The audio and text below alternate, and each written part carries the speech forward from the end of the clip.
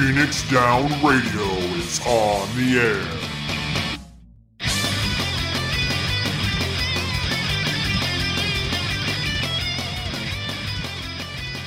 Welcome everybody to Phoenix Down Radio, episode number 107. I am your host, Klauss Nightbringer, and my screen is doing it for the third freaking time today. There we go. Let's bring it up into the right area. I should have checked that before. I was going to. Nah, fine. Figured out on the fly. I am joined this week by Seyrr, thankfully. Glad to have you. And we have Taliz Marvelous. Hey guys, thanks for joining us. Happy to be here. We back. Y'all are stuck with us. This is a very special episode because not only did we just get patch 5.1 dropping on Tuesday, today, if you're watching this live here at twitch.tv/PhoenixDownRadio, this is Extra Life Game Day. We are currently 12 hours and 46 minutes and 32 seconds into a 25-hour stream. Because of course it would have to be on this weekend, right? It's always on Leap on the It's always on daylight savings. But our podcast is not, in the last 2 years, was not on daylight savings.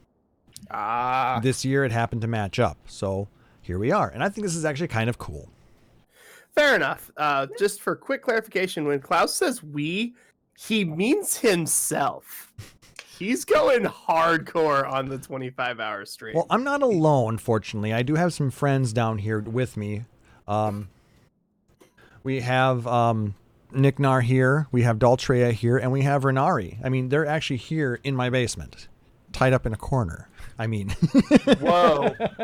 Whoa. Renari's playing Overwatch right now. Nicknar's watching the stream, and Daltrea is just kind of chilling in the back. So I've got support. Which is something you need to have when you're doing a 25-hour stream. You do not do these alone. No. At all. You go crazy. Because, like, even, I think we played, like, golf with your friends. I think I played with, like, Wanderer and Emmy one year. And it was, it was 1 o'clock in the morning. We were all drinking and playing golf with your friends. But it made that 2 or 3 hours of gaming just a lot easier to have some support and have extra people around. Well, what's made it go well today was the fact that we were waiting for pizza until about 4 o'clock. I started at 8 this morning, Central Time. And at 4 o'clock, we got the call that our pizza was here. And if you follow us out on Twitter, you will see that we got a 30-inch monster pizza. That thing is absurdly large. And it is a testament to something. I don't know what. Deliciousness. Consumerism? Sure, we'll go with that. Well, let's put it this way. Well, I earned enough loyalty points at the local pizzeria, Jimmy's Pizza here in Hutch. Shout out to Jimmy's. To get that thing for free. So what I'm hearing now is that the pizza companies demand your loyalty. We're already into a cyberpunk dystopia. Hey, if you get free pizza out of it, I'm okay with it. I have an app for Buffalo Wild Wings that has an uncomfortable number of points on it, so I'm right there with you, man. Well, yeah, like, I want to argue with this, but I could go for pizza myself. Pizza and wings for the win. So is that the name of the episode? Pizza and wings for the win? Considering I have pizza as well. No, I think we're going to have to do something Extra Life related because Extra Life is the important thing. That's the reason we're here doing the stream. Due to some issues with donations and DDoSing the donor drive site, there were some issues this morning. We're currently at $225 of our $1,000 goal. We are well short, but I'm hoping that things have settled down and that people are still willing to donate. Let me put the link in the chat. Man. You can go out to extra-life.org and search for Phoenix Down Radio, or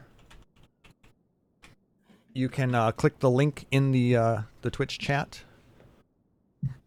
if you want to join us.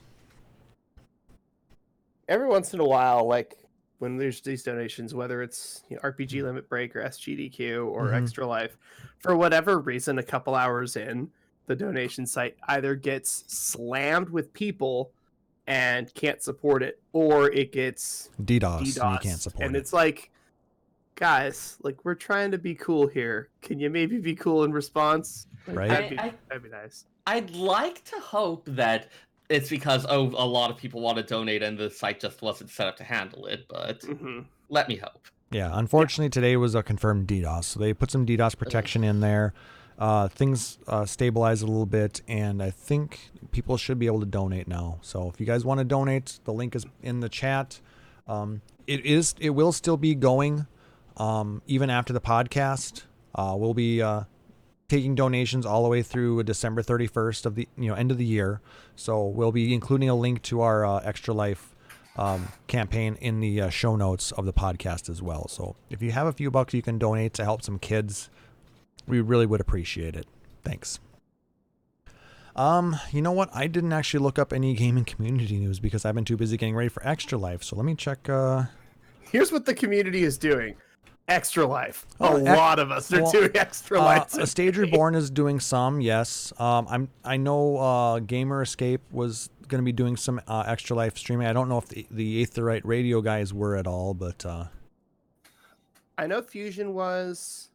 Yeah, I know Stage Reborn is, and I know that we were. Kane and Chili also do have Extra Life campaigns that they are doing. They have a more modest $100 goal. So if you want to support them, actually on the Discord, our Discord has an Extra Life channel. You can actually go into that and take a look at the links to ours, Chili's, and Kane's Extra Life. So I'm looking at Nova Crystallis right now. Apparently there is the Final Fantasy 15 Dawn of the Future novel will release in English next year. I think we had talked a couple weeks ago or a couple months ago about the Japanese release. That was months ago. It was that long ago that they were getting a release like this fall? Something like that. And I think, I'm surprised that the U.S. release took this long. Yeah, apparently it's scheduled to release June 23rd of 2020. That's insane. Yep. It's going to include I don't know why they're waiting this long, especially when, frankly, the hype around 15 is dying. Basically gone. Yeah. And the longer they're taking to trickle this out, just kind of concerning. But it will have the stories for episode Arden, episode Aranea, episode Lunafreya, and episode Noctis, alongside over 50 pages worth of full-color images and concept art. If I had to guess, some other delay crept into things that they don't have any control over. Maybe it was the print version of the Lost Storm or whatever the heck it's called, the manga that they just did. Maybe. 14 manga. Like maybe they wanted to do a print version of that, and that was taking off really well. Which, by the way, if you haven't read it, it's really super good. There is a Final Fantasy 14 manga. Interesting. I haven't heard anything new about the casting for the Final Fantasy XIV live action show yet, but though the not Father of Light show, the new one that the one that's maybe very on Netflix. Similar somehow. No, the one that's actually going to be taking place within Eorzea. Yeah, the newest one. Yeah. I've heard. Every once in a while I'll see like the really slowpoke news sites will like repost an Anime News Network article about it. Mm-hmm. I'm like, great, we know. You got new information about that? No? Okay, fine. But I get really super excited for like 3 seconds, then I'm like, oh, I edited this article. Okay, never mind. Yeah, there really hasn't been much news with the exception of patch 5.1, to be honest with you, within the Final Fantasy universe at this point. I mean, there have been a few things about Shantotto gets a wedding dress in Dissidia NT. Whoop-de-doo. Woo! I didn't realize that Shantotto was getting married. No, like, it's in one of the things of her profiles. One of her only regrets is that she never actually did get married. So now she's going to get married to one of the warriors of whichever one she can crush, I suppose. Oh, okay. So, it's going to be a group wedding. And it's going to be ho ho ho ho. Whichever one she crushes with colossal might. Pretty much. That will be her special night. Well, that's how she would say it. Come on, give me a break. Yes, I'm aware. Yeah. 10 points, but also I hate you and myself a little now. 10 points for Hufflepuff. Yeah, sure. They don't get enough love. I'm Honey actually badgers are pretty badass. I'm actually a Hufflepuff in this Hogwarts mystery game. So Yeah. because Hufflepuff is kind of cool. Because everybody wants to be a frickin' Gryffindor. Come on. All right. I will save you a lot of ranting on this subject. What are you? Are you a secret Slytherin? No. Sayr's a secret Slytherin. Hufflepuff. They're the ones who aren't dicks. I follow the Harry Potter musical logic for picking houses, so Okay, explain. everybody looks like a good guy goes into Gryffindor. Everybody looks like a bad guy goes into Slytherin, and anyone else can go wherever the hell they want. Well, everybody who has ADHD goes into Hufflepuff. What the hell is a Hufflepuff? I don't know. Thank you for the setup. That was actually one of the lines from the musical.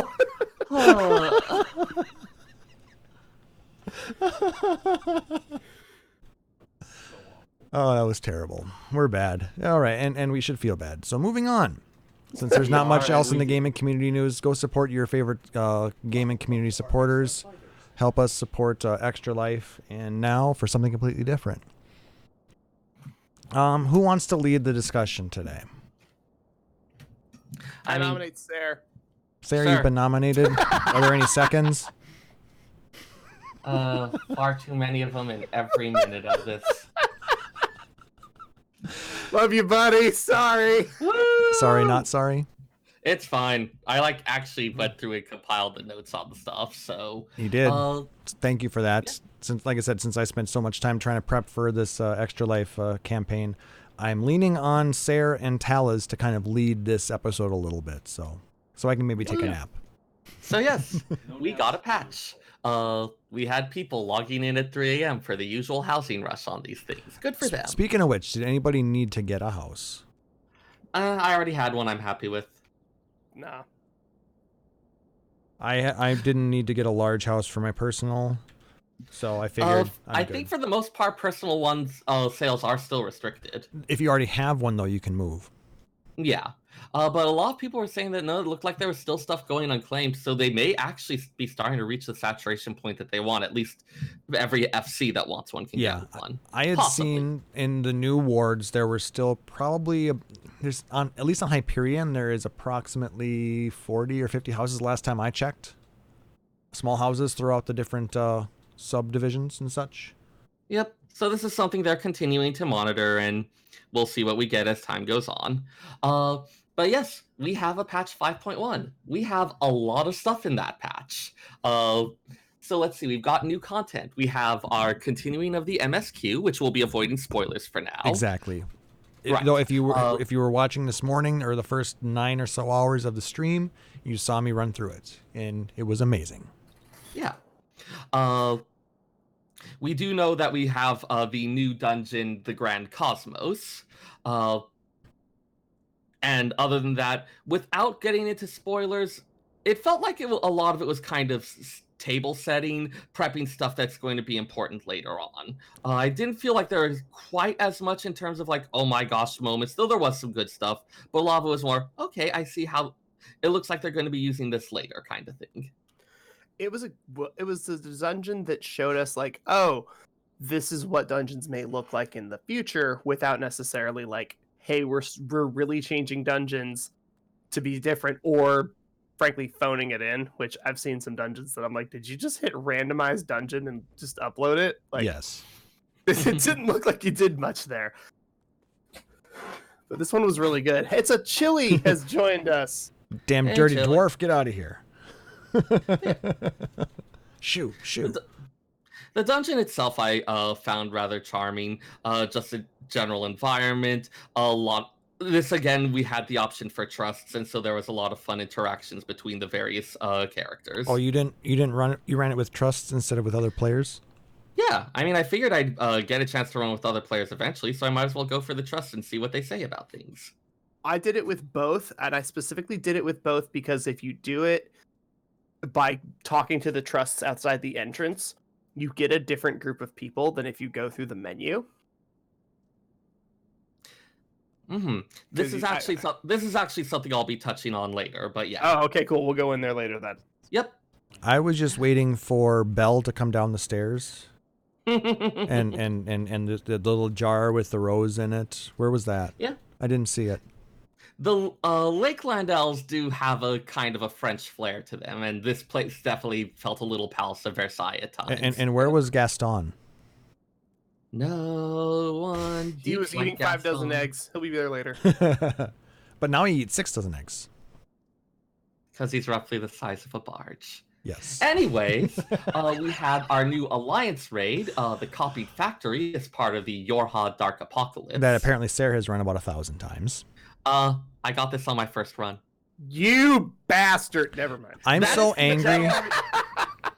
That is the general reaction I've gotten. I am on at least one person's enemies list now. Well, my issue is the fact that those tops look so much better on females than on males.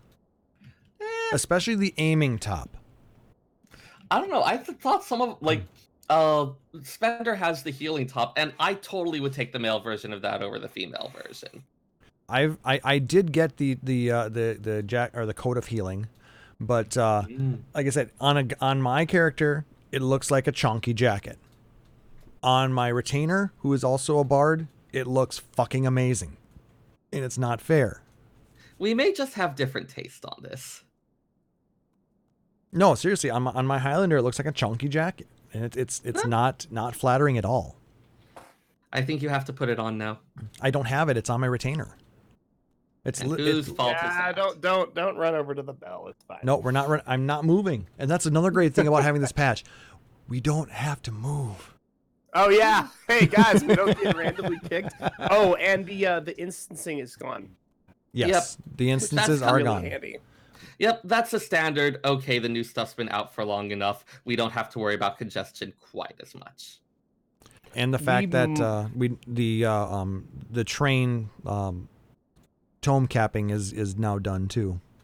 Yep. Woo. My roommate, he also plays. He was in Yule Moor. He's like, holy crap! There's a ton of people in here, and I'm like, yeah. There's not 3 instances anymore. Yep. It's like And the we're all in one. AFKers haven't been booted. Yeah. Which I'm okay with, but everybody was cheating by engaging the Aetheryte or the Summoning Bell. Yep. And now there's just a ton of people. Mm-hmm. Yeah, which But we all have something to spend Goetia on for a change, so that's nice. We do. Woo. I haven't looked. Not really. Oh. There's some items that you can craft. That's about it. Oh. Well, I do finally have a level 80 crafter, but holy shit! Can we talk about that right now? Because I know that. Sure. Or do you want to continue on the Yorha? Let's continue on Yorha, and we'll get into crafting in a second. Yorha, but yeah, we'll definitely want to talk about crafting. There's some big changes. Huge changes. Okay, so Yorha. Oh yeah. Again, no spoilers, but holy shit. Yeah, I haven't actually played the Nier game, so Neither have I. There still was a lot of cool stuff. It's like, okay, this is neat music, this is a fun fight, but I was not having the, oh my god, I'm crying at this kind of thing that a bunch of my friends were. I feel like I should fix that. Go ahead. That's what I heard is either there's Easter eggs everywhere and it's an amazing emotional experience, or you're just like, yep, this is a 24-man dungeon.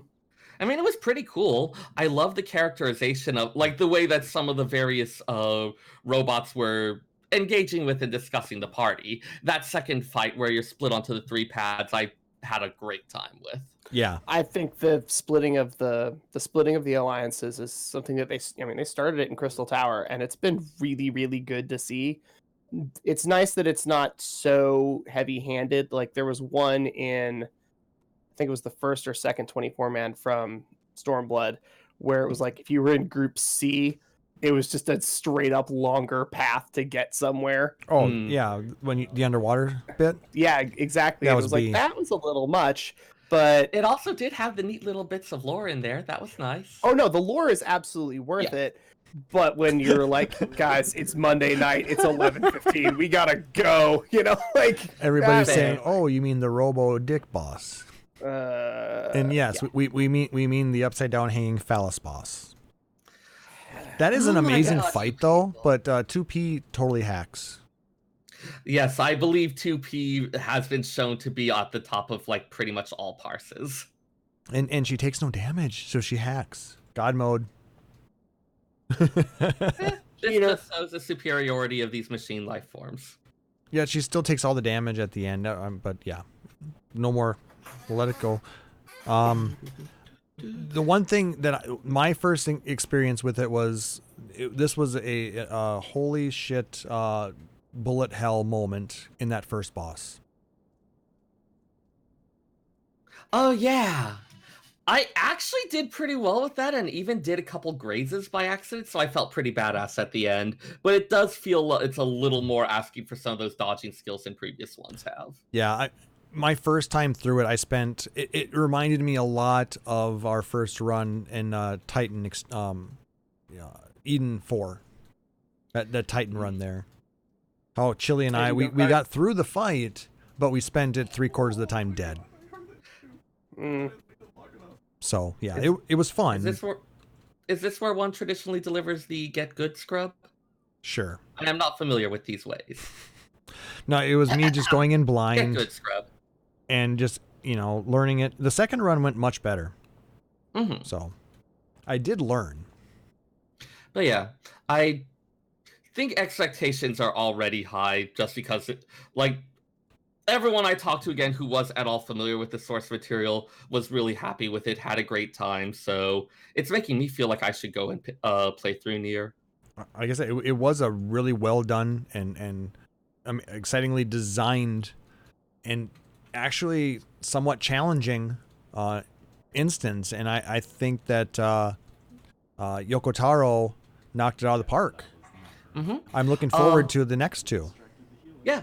One thing that I also appreciated was after the initial thing, as the storyline continues, you are given the opportunity to explore the place, which the number of times I've been in a raid and been like, this is a really interesting thing, being able to actually go through and explore it afterwards was something I did not realize how much I wanted. Yeah, it was really neat. Well, and plus, there's actually something to do in there. Yep. You have to find things and do them. There is something we are investigating, and I am interested to see where they're going with that, and especially how something like this is going to fit into the Eorzean, or I guess Lorebrarian setting. You guys aren't going to comment on that? What? I watched somebody play through the raid on a stream. I haven't actually played through it personally yet. You guys totally missed it. Sorry, never mind. I missed what Klauss said. Exactly. I was just like, seriously, you guys let that slide? You know what? We have a low-hanging fruit requirement here on the show, and we've already hit it for the day, so we're moving forward. Hey, okay. Damn it. Anyway, so yeah, if you have not done it, Taliz, you should go do it. I'm gonna.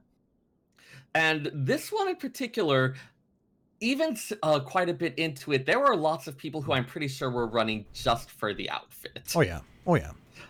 This one that I am wearing. Let me go ahead and woo. It is 3 copies of the coffer containing the full outfit dropped from the final boss. Many people have noticed that the pants of it give the long-awaited butt sliders that we have wanted, or some kind of equivalent there. Yeah. This is what I heard people raving about and saying they were going to run it over and over for. And the thing is, it's gender unlocked. Everybody looks the same. Thickness is for everyone. Yes. Everybody gets a booty. Excellent. Get down with a thickness. I got a sickness for the... I'm done. I'm just done. I appreciate you going as far as you did, though. Not going to lie. And Chili says that you can dye the panties. Because, of course Chili says that. Of course you can. One would expect no less. Gotta have everything match. Woo! All right. So let's see. We have also new content, The Minstrel's Ballad, Hades' Elegy, which I haven't done at all, but Spender's been running all day and been raving about. He said, there's a lot of mechanics, but once you've actually learned them, it's not too bad. Yeah. And it's just apparently a really fun fight. I unlocked it right away, but I have not set foot in yet. Because, like I said, I haven't found a group that I want to run with quite yet, but I'm sure I'll find some people and we'll give it a try. Hopefully they will forgive my scrub ass and we will clear it after about 3 weeks because I am a scrub. Be nicer to yourself. No, I'm fine. But I still need to get the damn Titania mount. Yep. Okay, so Chili agreed to carry me, apparently. Thank you, Chili. But yes, as with any other X fight, lots of interesting mechanics, lots of fun stuff that kind of reflects story-wise what was going on in the fight. I know a bit of the details, but I suppose we're leaving that off for the moment. Exactly. For now. Yeah. Anyone who really wants to can look up a guide easily enough. Yep. New Game Plus, we have that. Again, something I unlocked but have not started yet. I'm not sure if people are really going to be doing much on it. Maybe the few that really want to re-experience the story without having to roll a whole new character. But I've heard some folks talk about how they've been like doing a lot of it. This is very much there was like a class of people that we're looking for. Folks who do want to re-experience those things. A lot of the people who do really deep dives on lore, stuff like that. And for them, it's a godsend. There's stuff that was just really hard to see again otherwise. And being able to go back, review those things, stuff like that. How am I supposed to do MSQ B-plot stuff out of Heaven's Word now? Like, that's going to take forever. But now it's like, oh, I get to go through and actually enjoy that and read everything and watch everything. Yep. And since we already know the story, we're going to get to see the story in a different way. Whenever you hit a narrative for a second time, whether it's film or book or whatever, you're going to get a different story out of it. Yeah, I think the good point that you make there, for people who felt like they had to rush through because they wanted to catch up, this is a chance to go back and enjoy it at a gentler pace and get to actually see a lot of the stuff that people were talking about for the story and the like. Exactly. Let's see. We have the new Beast Tribe, the Pixies. We have a group specifically referred to as the Dream Spinners, who are doing all sorts of shenanigans within a pixie realm of dreams. Okay, they are amazing. I'm going to say it. They are amazing. The Pixies? Yes. It sounds like this time around they've managed to hit the right note of they are making mischief and doing all sorts of tricksy stuff, but the players don't hate them. No, we don't hate them. And if I'm in the I've advanced a couple times already, and the zone you get, the instant zone, it's okay. For one, it's not a single player instant, which is very nice. But as you progress through their storyline, more stuff goes in there, and it is so much fun. And as culinarians or Epicureans, I suppose, you guys would appreciate it because it's basically like a whole bunch of sweet treats and it's so cool. Excellent. Renari just unlocked that first bit today, and his expression as he was playing around in there was it was pure joy. It was hilarious and amazing to watch. So like I said, I can't recommend it high enough. Plus the experience is amazing. Yeah, it does seem like the experience point rewards are a lot higher than I remembered from previous Beast Tribe stuff. Yeah, at level 79, I was getting 3.4 million XP per quest. Jeez, that's crazy. Yeah. But you only get 3 a day. This is something we saw in a lot of the various changes. It seems like there's lots of stuff in this patch where XP points are increased, where there's lots of catch-up mechanics, where they're trying to make it a bit less of a slog. That seemed to be a recurring theme. Yeah. It definitely helped me get my Red Mage to 80, so... Woo, which congrats. I did that today, actually, finished, and got this swanky new coat. But the Very hat, nice. Holy shit, is that horrible. The new Red Mage hat is absolutely abysmal. I'm sorry, designers. You tried, but yeah, no. Strong words from a man who loves his hats. Yes. Who usually wears sunglasses and is wearing a hat just because it is the hat. This is the hat. And the other, let's see, the other major-ish, I guess that actually ties in a bit more with crafting and gathering. We'll come back to that. Yeah. Well, Kaishir, the new custom deliveries client. Yeah, we'll deal with him a little bit more as we get to the crafting bit. But yeah, one other thing I wanted to, so with the New Game Plus, they added a couple other new systems that seem to have been brought in mostly for that, but have applications elsewhere. They've added a new instance difficulty adjustment for MSQ duties, which anytime when you're on New Game Plus, or when you're going through the MSQ for the first time, if you fail a duty, you're given the option to adjust the difficulty, whether you want to keep it where it is, go to an easier version with your standard echo, or a much easier version with a stronger echo, changes to enemy behaviors and other stuff like that. Duty. So for people who very much are just in it to see the story and don't want to stress about the other stuff, they're adding a bit more of those tools. Also useful for people who are going through the MSQ again and just happen to be struggling with this one bit and just want to move along. And there are bits where, it can be quite tricky for certain people, and that's understandable. So it's nice that they're allowing to tweak the difficulty if you really are struggling. Yeah. A lot of it seems to be going again with the hey, we want people to be able to enjoy the story and enjoy the general stuff. And if you want a more challenging experience, then we have options available for you, but we're not going to force everyone into that. And we're not going to, keep you from being able to continue on if you're having issues dealing with certain content. Like maybe some people have internet lag issues. Some people have, input lag issues or whatever. So, there's different reasons that people would have a problem or a difficulty in getting through a specific instance. So being able to adjust the difficulty, after a couple of tries is really nice. It's really, adding into the accessibility options for the game. Well, especially for something like MSQ, where if it's okay, you can't beat Titan Extreme because you're on Wi-Fi on a PS3, #oddly specific. Sure, that's fine. It's annoying, but it's not the end of the game.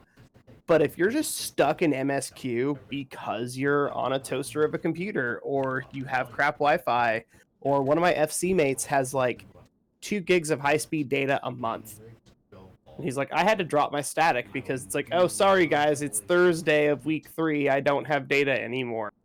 Ouch. He just straight up can't do stuff. He's a great crafter, by the way, because that doesn't require a super fast connection. True. But when you just want to get through stuff, and hardware wise or skill wise, or somebody like me who can't look at flashing things for too long, sometimes you just can't do the thing. So we adjust the difficulty down, you play through it, and you continue moving on with the narrative of the story, because it's a Final Fantasy game. The story is a lot of why we're here. #Titan landslides. Yeah, so many landslides. My computer just blue screen for no apparent reason. And there he went. And you disappeared. Am I back yet? Because I can hear you. I hear you, yeah. Okay, yeah. Oh, so I guess I didn't even realize you were gone, but you just disappeared from the game. Yeah, my computer boots up very quickly. Good. Gotcha. Yay! Well, come back in soon. We'll see you shortly. Let's see. So I'm waiting for, I suppose, while you're loading up the episode show notes again. I've got them here. Jeez, that is fast. Either that or we just didn't notice. So Sayrr's building my computer. Got it. So the other thing that Seyrr actually bought that secondhand from another Final Fantasy 14 player who found a bunch of them online. Sweet. Wasn't that what it was? And then you would ask me if it was a good deal. Seyrr? Rip. Okay. I guess rip. Question mark. Anyway. So yeah, the battle system changes. We went through these pretty in detail 2 weeks ago, but now that we've actually seen them and we're actually pushing buttons and seeing them in game to what they do, I have to comment though, really quick. I have to comment because we actually got called out in the YouTube video for being terrible at telling the job changes. Okay. Just saying, that apparently we did a horrible job at explaining the different job systems. I fully admit that I am not knowledgeable in most jobs. I know how to push certain buttons. I don't remember what they're called, unless it's Bard stuff, and I remember most of it. But I still can't tell you everything. I just know push buttons, do damage, get candy. So, YouTube commenter. why don't you join us at twitch.tv/PhoenixDownRadio and every other Saturday night, and join us in chat. Let us know what's going on. Yeah. Yeah, give us that heads up. You could do that. I'll tell you what, I do appreciate, somebody, if there's a major issue with the information we're putting out there. I mean, we don't want to promote any false information, but we don't also claim to be experts in everything. We do our best. All right, can you hear me? Hey, welcome back. Can. There we are. The connection went weird for a bit. I think I'm good. What was happening? We were jumping into battle system changes now. Oh, so did you mention about trust scenario mode? Because that was the other thing we wanted to mention. No, I'll let you explain that. Other thing tying in with a lot of the story stuff with being able to re-experience the story is they did add a scenario mode to Trust, where once all of your trusts are max level, you are able to repeat those Trust dungeons using your original MSQ options. So for those of you who are eternally thirsty for the Crystal Exarch, you can bring him through Holminster Switch over and over and over again. All right, so basically something that I will never, ever see. Yeah. Yeah. I really like playing with Crystal Exarch as one of your party members. He plays a little differently. His dialogue is a little bit different because his perspective is going to be way different than, say, Thancred's. So playing with him is actually kind of fun.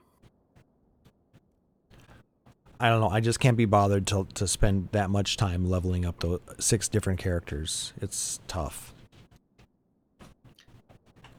I mean, if you're leveling all your jobs, it helps. Well, level all your jobs. I would rather level them up through MSQ roulette. More experience faster. 13 million experience in 45 minutes. So yes, battle system changes. Yes. So let's hopefully our explanation of the battle system changes is better this week.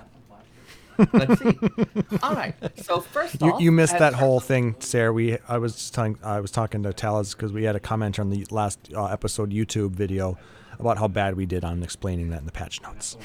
All right. Let's see if my summary is a little bit better. Then. Yes. Let's see. And also, I didn't know you. Oh, there. I was gonna say I didn't realize you turned into a dwarf. Why is there a dwarf here? And you may want to change. There you go. I'm working on it. Gave Chili a show. Those kinds of pictures are only available to subscribers to our Patreon. After dark. Oh, yeah. So, first off, some general changes. Across the board, tanks got increased duration on their damage-reducing abilities, and that roll action reprisal is now AoE effective. Oh, Chili, you didn't have to leave. Ranged DPS all got reduced recast time on their party damage-reducing ability. So, like Troubadour, Shield Samba, the like. And then the healers get more frequent rescues, the trolling bastards. Did you use it a lot? I've had it used on me a lot. Well, because you play with troll healers. Yep. Spender did once rescue me into the Leviathan gap, just for the lulz and because we were not in any danger. Spender, thank you. Good job. Checks in the mail. Don't encourage him! Oh my god. You totally missed that, didn't you? So, Monk had its Rockbreaker changed from a cone to AoE, which is kind of nice. It was the only cone. It may have been one of the only cone abilities left, and mixed with the other stuff that was more of a traditional AoE, it was difficult to use. Overpower is still a cone. Yeah. Right. Mantra's effect was reduced, and Anatman, which is the one that pauses the Greased Lightning expiration, has been changed to no longer be off global cooldown. Ant-Man? So that's thrown a little bit of a wrench into people's rotations on that. What about the Wasp? Dragoon has had... He's ignoring me. Yes. Had its Blood of the Dragon recast time reduced and potency buffs to the various Blood of the Dragon attacks, so giving a little more power to those phases there. Any Dragoons or monks out there, if you can want to tell us how you enjoy these changes so far? Actually, anybody, if you want to comment on that in the chat, we'd like to hear how you enjoy those changes, because those are jobs that we don't play. Yeah. Ninja had a lot of changes. They had potency buffs for most of their attacks, including very large buffs to their ninjutsu. Simplified the rotation a little bit, taking Shadow Fang out of the progression tree and making it into its own attack. Ninjutsu is now operating via a charge system, so you can do 2 ninjutsu back to back. The Ninki gauge abilities are weaker, but they can be used with 50 gauge instead of 80. And Trick Attack no longer needs to be landed from the back to give its vulnerability increasing effect, which I think is going to make a lot of people happier. Positionals are really getting phased out in this game. Yeah, positionals were removed from a couple items on Ninja as well. It does seem like they're mostly limiting positionals to a couple specific classes. Monk and Dragoon so far, it seems like. I mean, I understand it because, positionals, especially in a lot of high movement fights, can be very difficult. But right. I think it also, having positionals, makes the jobs have a little bit of a different feel, and makes you really focus on, making sure that you are, focused, on making sure to do optimal damage by paying attention to where the boss is and having full raid awareness of everything around you. But I mean, I understand, not everybody has the ability to get that in-depth of focus, so. Yeah, and it's something where I think it's more of a, if you want to be doing positionals, these are the classes for that. If it's something that makes you tear your hair out, here's others you can use. Taliz, I just realized that you dyed that green. Instead of having what green? Your top. Oh, yeah, absolutely. I just noticed that it was dyed green because I still have it in the red. Sorry, I didn't mean to interrupt, but it's just like, no worries. Wow, that's the one from the thing. It is. He just dyed it, so I had to comment. For Samurai, Shoha now requires 3 stacks of Meditate that are gained from the meditation action as well as executing Iijutsu moves. I wasn't quite, my Samurai's still level 70, so I wasn't quite as familiar with how this went, but it sounded like this is something that, again, makes it a little harder to integrate into the rotation. It also had its recast time brought up to 20 seconds. A lot of these seem to be going, these changes for these jobs seem to be moving away from a little bit of those very strong bursts of damage. It's definitely more sustained as opposed to it being average, holy shit, and then back to average for the next 25 seconds. Instead, right. It's just more consistent, which is really helpful because as I know Chili can attest to this, early Realm Reborn monks, like, you lose your stacks, you might as well just die. Like, you're pretty much worthless for the next minute. Like, it's really hard when at level 50. Now it's not so bad. Yeah, go ahead, Chili. Come on in. If you want to talk about monk. For Samurai, being able to hit your meditates a lot easier, and being able to get into Shoha a lot faster has been nice for just consistently putting out better numbers overall. If you look at individual instances of 10 or 15 seconds at a time, your damage might appear to be down, but when you look at your damage over 60 seconds or 120 seconds, damage is actually a little bit better, not a ton, but again, consistency over time versus super spiky damage over shorter bursts of time. Okay. I'm just going to put a pin on that for just a second. We got Chili joining us. He wants to talk about some of the monk changes since he's monk main in his statics. So, hey, Chili, welcome. Thanks for joining us. Thank you. And that man changed. Oh, you should have seen the drama on the first day on the Balance Discord. It was crazy. I saw a lot of people ranting and it was like, I want no part of this, and went to do something else. Basically, you would use it as part of your starter because that way you didn't have to use Perfect Balance. You could get your 4 stacks without it. And that way you could then do Dragon Kick, Boot Shine for the extra potency. But now with the changes that you have to now use Perfect Balance? No, you can do it, but the problem is it delays all your GCD by 1. So you don't time all your abilities with the rest of the party as well. Okay. Because you've delayed everything you do by 1 attack now. A surprising number of changes were changing something to no longer be off the GCD, which really sounds like such a tiny thing, but it can be a huge interruption in that tempo and in making things line up. Yeah, it's annoying. I still don't, even though I know it's 10% less damage, I still don't use it because I don't like the way it feels. I know it does more damage, but at the same time, it doesn't feel like something that's fun. I don't like standing there for 10 seconds before attacking. Yeah, that doesn't sound like much fun. Well, 3 or 4 seconds, should we say? It's just like in chilly seconds, that's a year. that's a yeah. I want to be punching things. 3 seconds in EX is an eternity. Yeah. In wanna related be news, punching Chile things. is tens of thousands of years old. Wow. Well, there's no way to prove I'm not. Yeah, it's true. All right. Cool. And Thanks for that feedback, Chili. No problem. Again, without playing these dolls as much, for some of them you can see, okay, this is what it's doing, this is what it seems to do, but without actually playing it, it's hard to know how that actually impacts. Exactly. And also for Monk, we don't have as many positionals now at 80 as we used to, really. Yes, we still have the positionals on the attacks, but because of the amount of positional removing abilities now, it's kind of easy to abuse that. Because you got your 2 stacks of True North, and they also changed Riddle of Earth to when you take damage for 30 seconds, you don't need positionals. Interesting. So and Riddle of Earth is a 60-second buff, but only when you take damage, it reduces it to 30. So what you do is you pop it at the start of the battle if you know there's like a raid AoE. Okay. Then you've got 60 seconds to be hit. But it still goes down the countdown, so by the time you get hit, chances are it's almost back up again. So if you are good on your timing, you can practically chain them together. Yeah. Similar to what really like cool. Warden's Paeon does for Bard Yeah. as far as avoiding debuff And or if you something. screwed up a little bit, you've got a True North that you can, pop in between. Nice. Very cool. In fact, for the the new extreme, I actually scare my healer because I won't tell all the mechanics, but you all know the normal mechanic with the puddles that drop, right? Right. Yes. I run to the first puddle and get hit, so that way I can keep running around the boss without any positionals without an issue. I've definitely had moments where I was like, I need to take some damage. Hit me! So Can yeah, I those are really? some of the monk changes. No, Oh, well, you you don't said. hit me. Oh.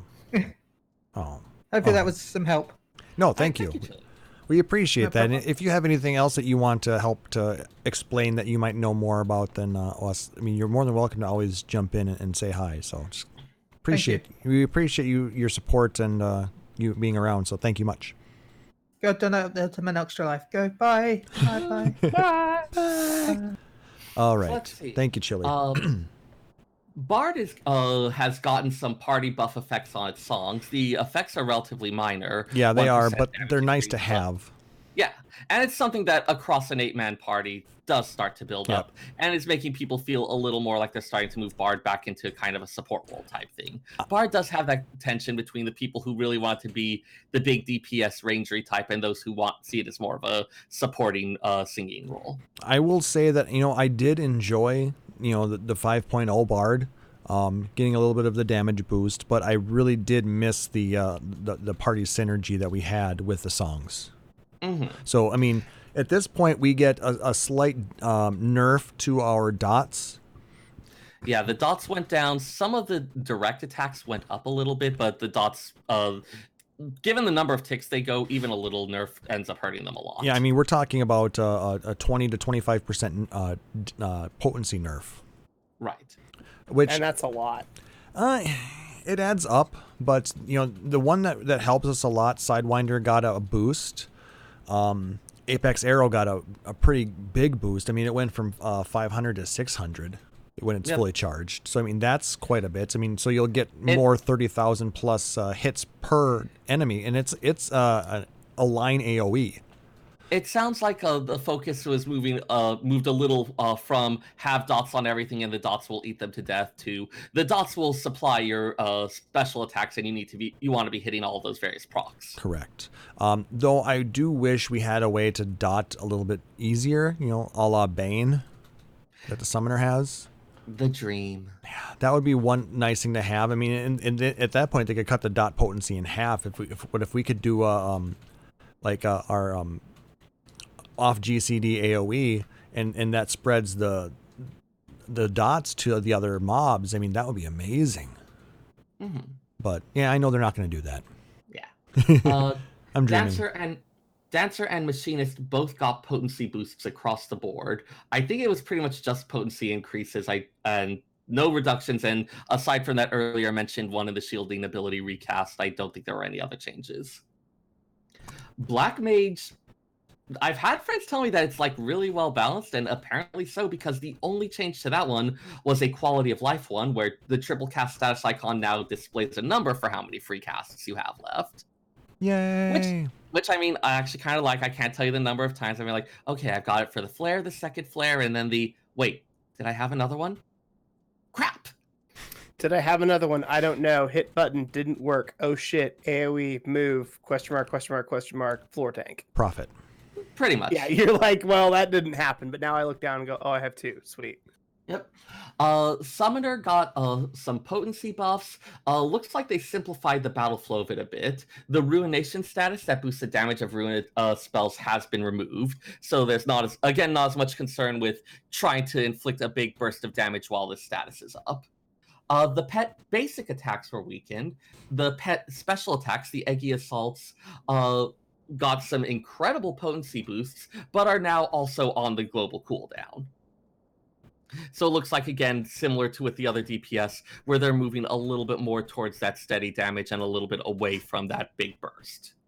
All pet attacks are now magic attacks, which for encounters where, for instance, there's a magic vulnerability or physical vulnerability, summoners will now be consistently dealing magic damage with everything instead of having a mix.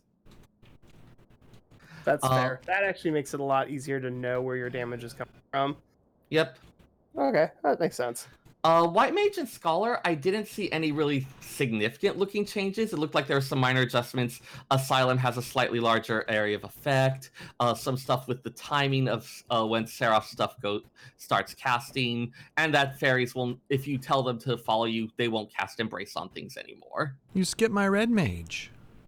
Oh, sorry, yes. Red Mage got potency buffs on some moves and acceleration. Now, instead of just giving that guaranteed Verstone or Verfire to the next spell cast, will affect the next 3 relevant spell casts. Yes, it's very nice, actually. I mean, it really does help you build up your white and black mana real fast, so you can go in there and do your super slashy stuff much faster. Yep. It does specifically, instead of just being on the next spell cast, it only looks at spells that could potentially have that proc, which is nice.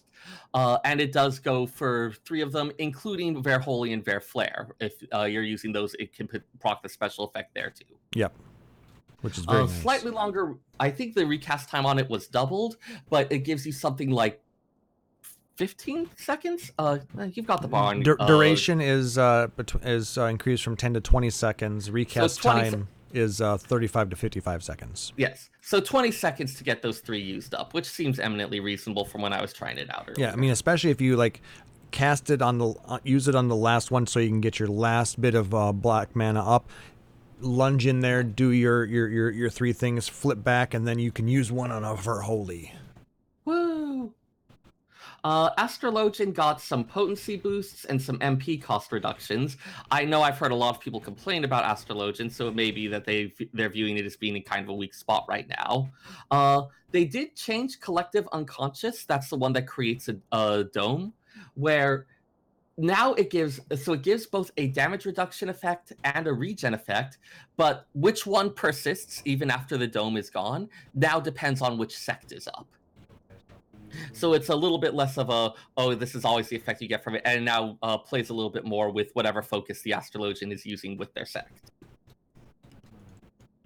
Blue Mage, in preparation for the big advances that we're going to see, I think was it 5.11 or 5.15 that they had that? 5.15. All right, but they've got large potency increases across the board. Double in some cases, or pretty close to it. The suicide skills now give a brush with death status that prevents reuse, rather than actually killing the user. So anyone who had wanted to use that to get onto the top of the Kugane Tower, sorry. Oh, you. So you can't. No more suiciding to the top. Oh, that's funny. Fortunately, I climbed and then did the jump at like 3 a.m. one night when I was having trouble sleeping. Don't forget the Blue What am I Mage doing? exclusive mount, according to Chili. Woo! They are making it easier to learn actions, make it even easier if you're in a duty and not using the undersized party. Duty. Several changes to the Masked Carnival for ease of use, being able to more easily recognize status vulnerabilities, and a filter for the Blue Mage spellbook that lets you easily find certain types of spells, looking on parameters like type of damage, or things like that. Okay. A lot of quality of life changes throughout the battle system. Job resource costs are now displayed on some ability icons and not displayed on others where apparently was getting in the way. And most jobs that have job gauges, it will now play a sound when the job gauge reaches its maximum. So it's a bit easier to recognize that, oh, hey, you've hit the cap, it's time to use this ability. Or in some cases, the sound was changed to make it sound different from another one that was popping off, a la Bard. Right. That is such a weird sound to hear now, isn't it? Shink.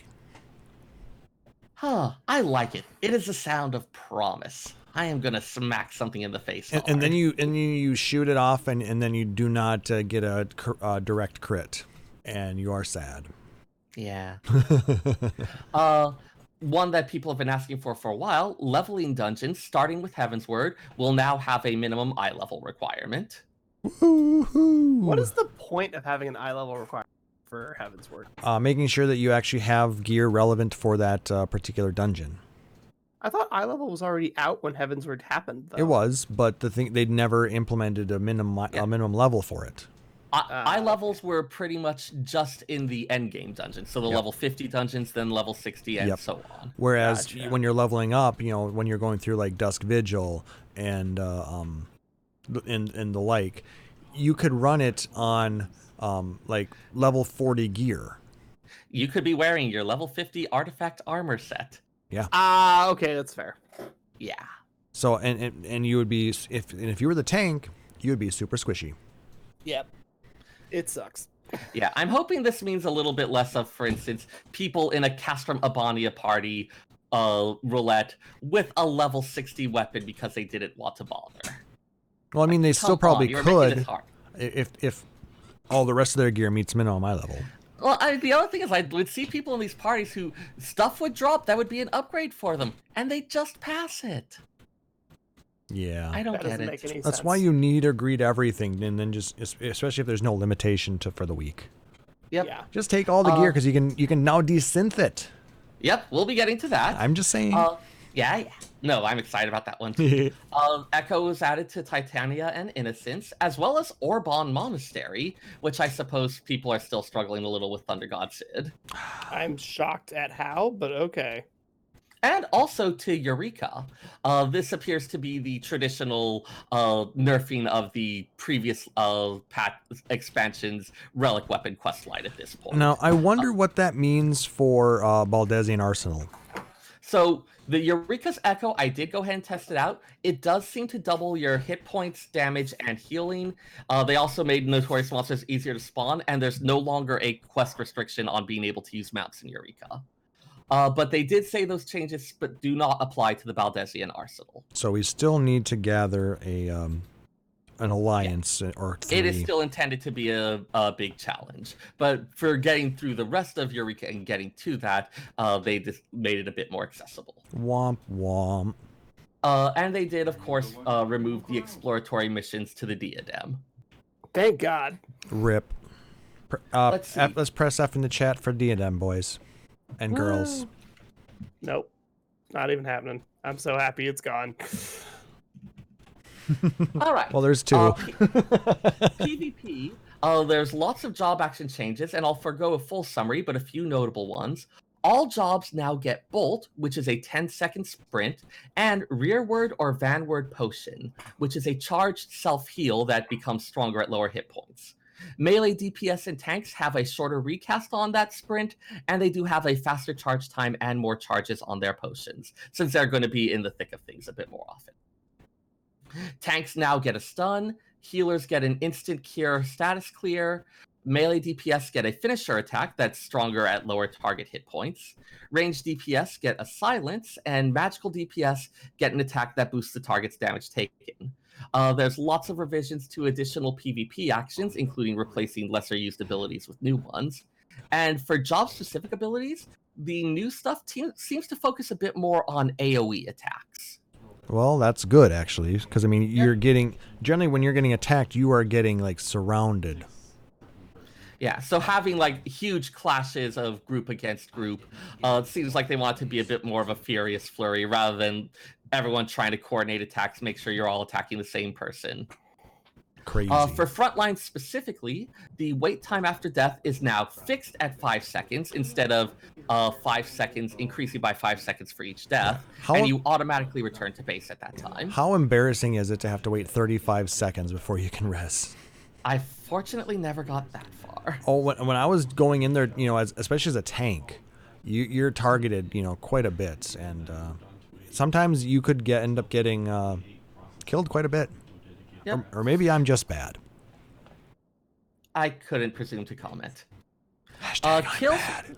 Your kills will no longer fill your teammates' adrenaline gauges. Instead, your teammates can fill their gauges by assisting in kills. This prevents one person who's getting kills from filling up adrenaline gauges for everyone, including people who may not even have been participating in the fight. Interesting. Yeah, if you are all participating in the fight, it should still have the same effect, but now it's going to come from individually, my assist gave me that boost, rather than you killing stuff gave me that boost. Okay. Upcoming objectives will be displayed on the map 30 seconds prior Oh, to this spawning. is nice. This is nice. So things like the upcoming Tomeliths in Seal Rock, or the notification about when the drones are going to be appearing at the Borderland ruins. Yeah, the Heliodrome is really a nice one to have, because I can't remember the exact timings, and I don't always have that page up if I'm doing Borderlands. So. Sometimes someone will call it out, but having that info handy means that there's more people who will know what's going on, and it's going to make it a little easier. Because I always have my map up when I'm running in PvP, but I don't always pay that close attention to the chat, unfortunately. Right. And the battle high is no longer based on kills. Instead, your kills and assists will contribute to a personal rating from 0 to 100, and every 20 points will boost your damage and healing by 10%, points being reduced by half when KO'd. Since this is something where Battle High is going to be more widely available and kind of something that lots of people have, the bonuses that you would get for killing someone under the effects of Battle High have been removed. So this should be something where, as the match goes on, rather than the very sharp increases you would see as someone went to 4 and then to those 8 kills, often, like, there was a team that I ended up going against in front lines, kept seeing them over the course of an evening, where they would together work to get Battle High or Battle Fever and then become pretty much unstoppable. It was very frustrating. So it looks like we're looking at a little bit more of a gradation here, something that's not as devastating if you do get killed, lets you get back in there. It seems like something that they pulled from the Feast a little bit. Yeah, I can believe that. I mean, because with the coins and the and the like of that. It's always a little frustrating when it's like feeling like, hey, I'm on a roll, I'm going to think, okay, and now I'm stopped dead in the water. And having it where it's like, maybe I'm set back a bit, but I still have something and I can keep building with it. Yeah, which is kind of nice. Yep. And then you also forgot that they removed the 24-player battles. Oh, yes. Frontlines are now exclusively 72-player matches. Which I'm kind of okay with, because those 8v8v8 battles were really, they drug on a long time. Yeah. I always hated getting those.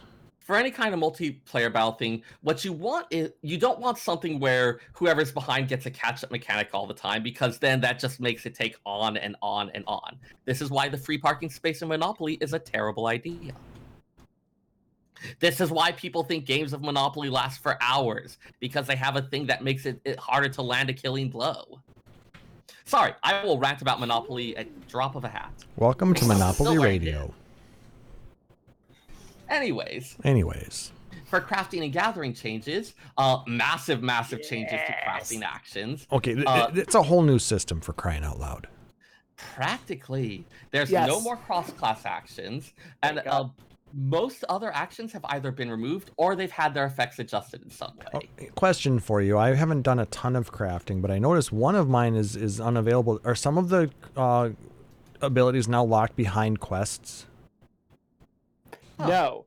What you may have is you may have a skill that was a cross-class skill, and now everybody has it. So while you have it in your list of actions, the action that you have on your bar is still coded to the cross-class, so it'll be grayed out. So you have to go back and add the new one because it's coded into a different spot. And I did, and it still says it's unavailable.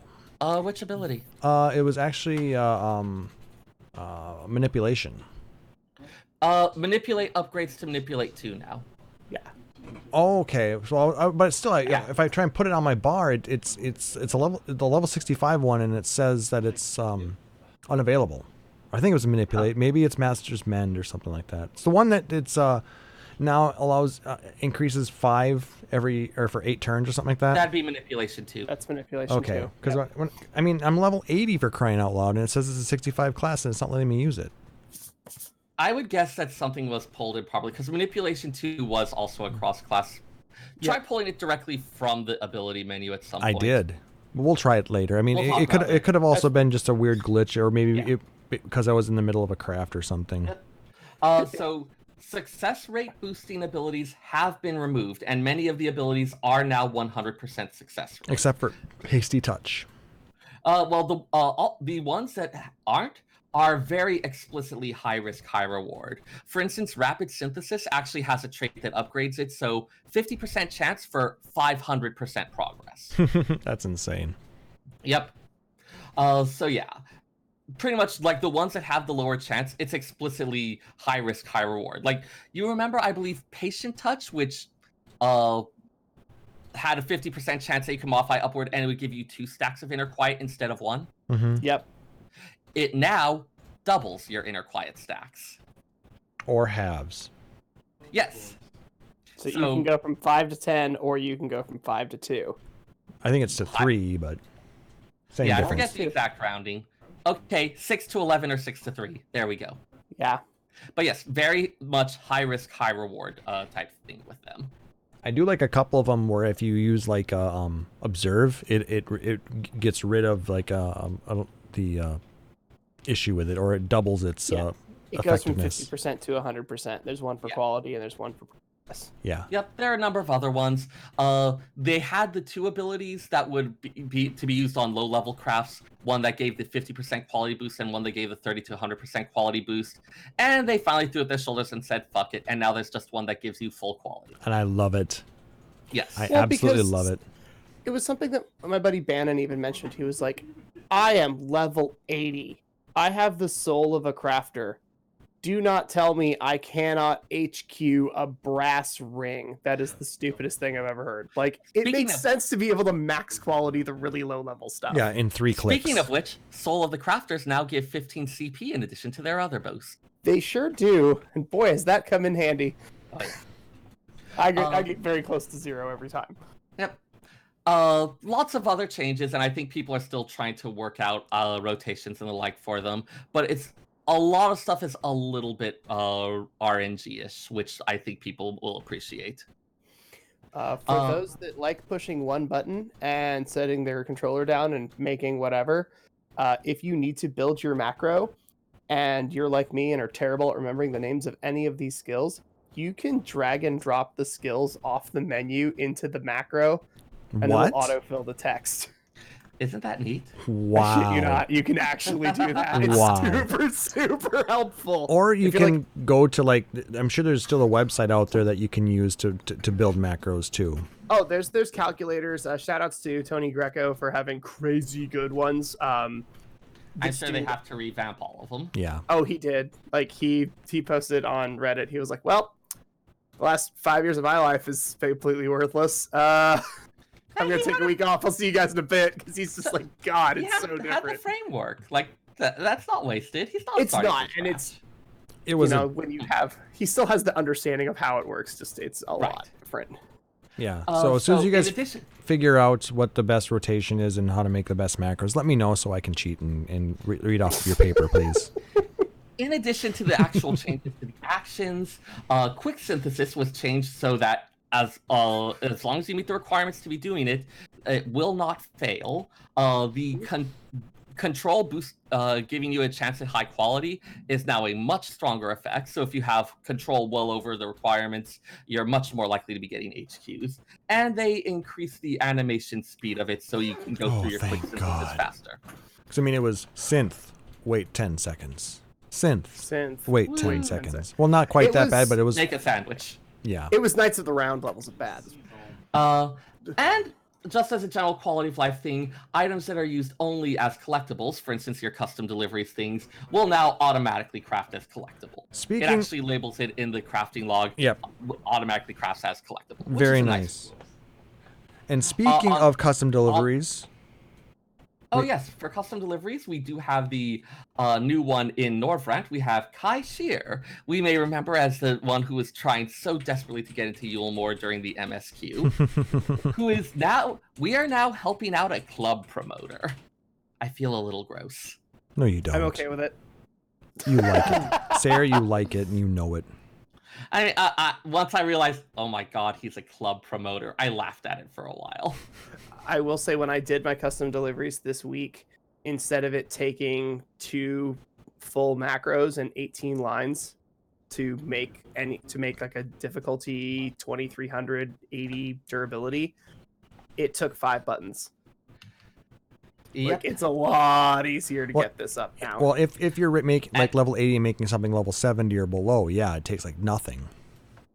Yeah, if you have anything at 80, you can just craft whatever and then turn it in on your level 57 crafter, 61 crafter, or whatever, and it's fine. For fishers, they've added the new metal spinner lure that will specifically allow you to catch any custom delivery fish, which is a nice little help there as well. That's cool. I didn't hear about that. Yep. Well, because my fisher is already level 80, and I'm not turning anything in on fisher, so... But it's such an easy way to get yellow scripts for your endless bait needs. Yeah. Boost. Everyone has the bonus. That's the one that I do. Let's see. For desynthesis, desynthesis can no longer fail.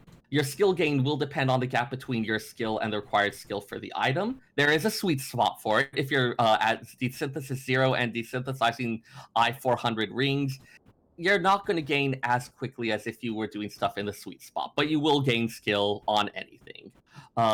The leveling rate overall has been increased as well, and there's now no limit to your total desynthesis skill, which means that all items that, like the items that would reset desynthesis skill to allow you to allocate those points, are now obsolete. When your level is above that of the item being desynthed, you will get more items returned, and you will have a better chance for rare items. I actually decided to go ahead and finally finish off my anima gun while all this over the last day or two, and so I was desynthing all the stuff that dropped from Brayflox HM. It was pretty nice. I'm really happy that, because that was something that we were a bit concerned about, was what happens to the people that spent 4 million gil to max out that skill on alchemy or whatever, and now you go, well, cool, you can't fail, but because the skill is still there and you get more items and a better chance at rarity, those players that have those skills built up can still benefit. Have that bonus now. Yep. It's a really good way to keep that balanced. Well, pretty much. It's not going to be something where they get to keep that benefit forever, but keeping that benefit forever would come at the cost of making it more. And with each new patch or each new increase in stuff, it would become harder and harder for new people to get anywhere in desynthesis. The only negative I see out of this entire thing is now it's going to be a little bit harder to get Grand Company seals. I mean, you'll have choices to make. Also, your weapon is blinding. Yep. Ain't it grand? In my case, when I was doing all that, I went ahead and turned in all of the leather items because my leathering working was decent, was already skilled up, and the stuff you get from it is not usable in building airships and submersibles. But oh my gosh, we got so much dark steel. It's great. That is a really good balance right there. Hey, this is max, I don't need it. So it's a good example of how to make your choices and make them well. But yeah, now there actually are going to be choices, but people can focus a little bit on the stuff they actually want from it, which means these activities are valuable to a wider variety of players. Gathering also had some of its actions streamlined. Shard, Crystal, and Cluster boosting is now done with a single action, which is also significantly less expensive in GP. You're not 400 anymore? Nope, 150. That's significant. Whoa, what? Yeah. Bounty of the 12 works on all crystal types, and shard types and cluster types. So there you go. Some obsolete actions are upgraded to a better form. For instance, the HQ, the second high quality booster, which is directly superseded by the third one, now just upgrades into the third one. Nice. The skill that allows you to see unspoiled nodes automatically activates when switching to a gathering class. I also noticed that I can still get the other one to turn on in a macro. Yep. So yeah, you can still have both active, but it's something where it's not as necessary. I remember having to make macros just to not have to keep hitting that button every damn time. So it's a little quality. I still use it, so yep. It's built into my change of my job change there. Unspoiled nodes also no longer have out of reach items. All stuff is accessible immediately. Thank God. Yep. Don't you still have to have the unknown bit for the first time? So they've changed it a bit. That if it is your very first time, yes, you do still need to discover it, but that's no longer at a reduced chance of success. Oh, really? So it's no longer 25% base? Correct. Holy It will now be shit. based on your gathering as normal. That's pretty amazing, actually. Yep. This was stuff where it was like, it only affected the first time you got it and then never mattered again. And I think it was becoming more annoying than anything else. Yeah. For a game that's been around for a bit where we have a lot of stuff, again, when you're having new players come in, it's not actually slowing down anything significant, and it's just kind of annoying. Yeah, I mean, the fact where if I forgot to go find a certain thing in ARR, and then I find it and it's 25%, and I have to spend a 500 or 250 GP skill to unlock it. Yeah. Yeah. Like, that's just annoying. And then it becomes 100% automatically. Woo! The enhanced GP regeneration will now also boost the GP gain from gathering. So people would notice that their GP was regenerating at 7 at a time, but still each time you gathered an item, it only went up by 5. And it's a tiny little thing, but you're starting to get increases in that boost from the actual gather now. Stealth has been replaced with Sneak, which does not change your movement speed and can be used while mounted. And automatically happens, doesn't it?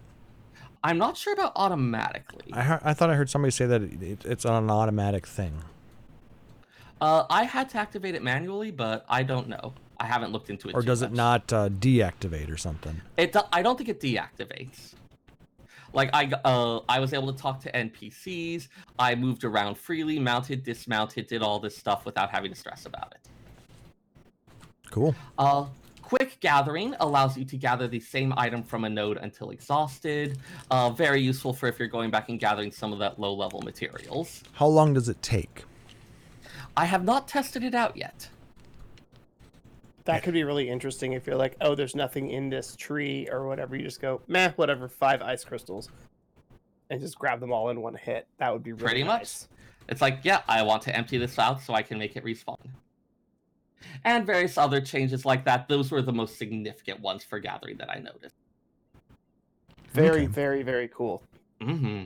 It definitely seems like something where they're trying to make crafting and gathering much more accessible. Again, it's with something where if it becomes too difficult for new players, it ends up choking off the economy. So you want something where newer players feel like, hey, I can get into this.